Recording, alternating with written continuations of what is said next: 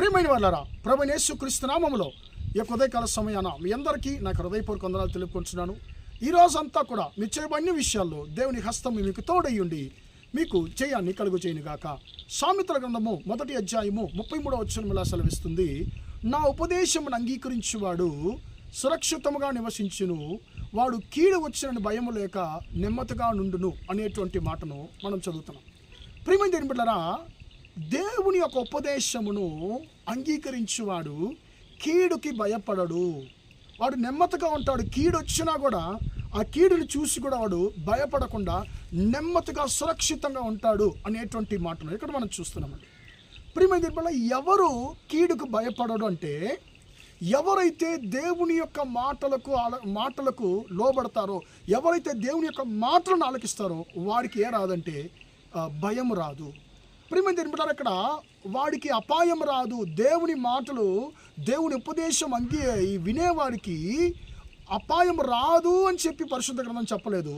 వాడికి అపాయం వచ్చినా కూడా వాడు ఆ యొక్క అపాయాన్ని చూసి అతడు భయపడడు. అతడు భయం లేకుండా నెమ్మదిగా ఉంటాడు. ఎప్పుడు ప్రమాదము ఆపతో తన ముందు వచ్చినా కూడా దాన్ని చూసాడు భయపడడు అని వాక్యం సెలవిస్తుంది. ఎవరి గురించి? ఎవరైతే దేవుని యొక్క మాటను ఆలకిస్తారో, దేవుని యొక్క ఉపదేశాన్ని వింటారో వారి గురించి ఈ వాక్యం ఎలా సెలవిస్తుంది. ప్రియమైన దేవుని బిడ్డలారా, దేవుని మాటలు విన్న చాలామందిని గురించి మనము పరిశుద్ధ గ్రంథంలో మనం చదువుతున్నామండి. చాలామందికి లోకము చాలా సలహాలు ఇచ్చి ఉంటుంది. కొంతమంది మనుషులు సలహాలు ఇచ్చుంటారు, కొంతమంది వేరే వాళ్ళకు కొంచెం సలహా ఇచ్చుంటారు, సైతాను సలహా ఇచ్చుంటాడు, దేవుడు కూడా సలహా ఇచ్చుంటాడు. ప్రియమైన దేవుని బిడ్డలారా, కానీ అలాంటి సందర్భంలో వారు ఎవరి మాటను విన్నారు, ఎవరి ఉపదేశాన్ని విన్నారు అనేటువంటిది చాలా ప్రాముఖ్యమండి. మార్కు సువార్తలో యాయిరుని మనం చూస్తున్నాము. ఆయన తన కుమార్తె చావనై ఉన్నప్పుడు యేసు దగ్గరకు వచ్చి, అయ్యా నా కుమార్తె చావు బ్రతుకుల్లో ఉంది, నువ్వు వచ్చి ఆమెను స్వస్థపరచని చెప్పి తీసుకెళ్తున్నాడు. ఈ ఇంటికి సమీపించినప్పుడు అతని యొక్క ఇంటిలోనే కొంతమంది వస్తున్నారు. అయ్యా అంతా అయిపోయింది, నీ కుమార్తె చనిపోయింది, ఇంకా యేసయ్య వచ్చి నీ జీవితంలో ఏం చేయలేడు, ఆయన ఏది మార్చలేడయ్యా, ఆయనకి ఇంక ఆయన వల్ల నీకు ఇంకా ఏ లాభం లేదు, ఆయన వల్ల నీకే సహాయం నీకు ఏ సహాయం చేయలేడని చెప్పి మనుష్యులు ఉపదేశిస్తున్నారు. యాయిర్కి దేవుని వదిలిపెట్టాయి, యేసయ్యను వదిలిపెట్టాయి, యేసయ్యను నువ్వు పట్టుకొని నీకు ఏ లాభం లేదు, ఆయన్ని పిలిచి ఏ లాభం లేదు, ప్రార్థించే లాభం లేదు, నువ్వు యేసయ్య దగ్గర గోజారు నీకు ఏ లాభం లేదు, ఆయన వచ్చి నీ జీవితాన్ని మార్చలేడు, నిలబెట్టలేడు అని చెప్పి లోకం ఉపదేశిస్తుంది. కానీ యేసుక్రీస్తు ఏమంటున్నాడండి? మనసు ఏమి చెప్పుంటుంది, ఇంకంతే వెళ్ళిపో, ఇంకెందుకు యేసయ్య నీకు, ఇంకెందుకు యేసయ్య చెప్పి మనసు చెప్పుంటుంది. కానీ యేసయ్య అంటున్నాడు, అయ్యా భయపడద్దు, నమ్మకము మాత్రం ఉంచమంటున్నాడు. యేసయ్య ఏమి ఉపదేశిస్తున్నాడు? నువ్వు భయపడద్దు, నేను నీ ముందున్నాను, నా మాటలు విను, నువ్వు భయపడద్దు, నన్ను నమ్ము, నా మాటలు నమ్మని చెప్పి యేసయ్య అంటున్నాడు. అతను ప్రియమైన దేవుని బిడ్డలారా, లోకస్తుల యొక్క ఉపదేశాన్ని కాదు, తన యొక్క మనసు చెప్పిన ఉపదేశాన్ని కాదు, యేసయ్య ఉపదేశాన్ని విన్నాడు. అందు నిమిత్తంగా ఏం జరిగిందండి?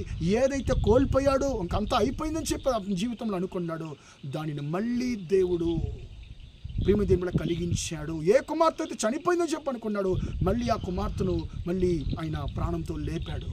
ప్రియమైన దేవుని బిడ్డలారా, మీ జీవితంలో, నా జీవితంలో మనం ఏదంతా అయిపోయింది, ఇంక వదిలిపెట్టేద్దాము, ఇంక దీంట్లో ఏ నమ్మకం లేదు మనకి అని చెప్పి ఏదైతే మీరు వదిలిపెట్టారో దేవుడు అంటున్నాడు, నేను మళ్ళీ దాన్ని కలుగజేయబోతున్నాను, మళ్ళీ దాన్ని నేను కొత్తగా పుట్టించబోతున్నాను, మళ్ళీ దాన్ని నేను ప్రారంభించబోతున్నాను అని చెప్పి దేవుడు అంటున్నాడు. ప్రియమైన దేవుని, ఎవరైతే దేవుని ఉపదేశాన్ని వింటారో వారు సురక్షితంగా ఉంటారు. ప్రియమైన దేవుని బిడ్డలారా, కీడుకు భయపడకుండా నెమ్మదిగా ఉంటారంట.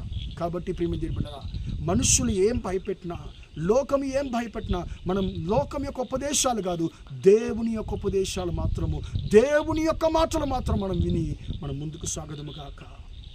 ప్రార్థన చేద్దామా? ప్రేమగల మా తండ్రి, దయగల దేవా, ఇంతవరకు ఈ మాటలు విన్న తండ్రి, నీ బిడ్డలు మీరు దీవించండి, ఆశీర్వదించండి అయ్యా. తండ్రి, నీ ఉపదేశాన్ని వినివాడు సురక్షితంగా నివసించును, కీడు వచ్చిన అపాయం లేక కీడు వచ్చిన భయం లేకుండా నెమ్మదిగా ఉండని మాట ప్రకారం తండ్రి, మేము నీ ఉపదేశాన్ని విన్నప్పుడు మేము దేనికి భయపడిన వారిగా మేము ఉంటామయ్యా. కాబట్టి మేము లోకం యొక్క ఉపదేశాలు తండ్రి, మా యొక్క మనసు యొక్క ఉపదేశాలు, సాతాను యొక్క ఉపదేశాలు కాకుండా నీ మాటలు మాత్రం తండ్రి మేము ఆలకించేవారిగా ఉండి ముందుకు సాగడానికి కృప దయచేయండి. నీ బిడ్డలు ఏ విషయాల్లో నమ్మకాన్ని కోల్పోయి ఉన్నారో, నిరుత్సాహపడిపోయి ఉన్నారో తండ్రి, అవకాశాలు చేయిజారిపోయింది, ఇంకా అంతే అని చెప్పి దేని గురించి బాధతో ఉన్నారు, వారందరికీ తండ్రి మీరు మేలు జరిగించమని ప్రార్థిస్తున్నాను. మళ్ళీ తండ్రి మీ బిడ్డలకు తండ్రి నూతన ద్వారాలు తెరవమని ప్రార్థిస్తున్నాను. ఈరోజంతా కూడా మా సహోదర సహోదరులు చేసే అన్ని విషయాల్లో మీ హస్తం తోడున్నాడు, ఆశీర్వదించమని యేసయ్య నామములో ప్రార్థించడి వేడుకొంచున్నాను తండ్రి. ఆమేన్, ఆమేన్. ప్రియమైన వారలారా, దేవుడు మిమ్మల్ని దీవించి ఆశీర్వదించును గాక. Praise the Lord, praise the lord.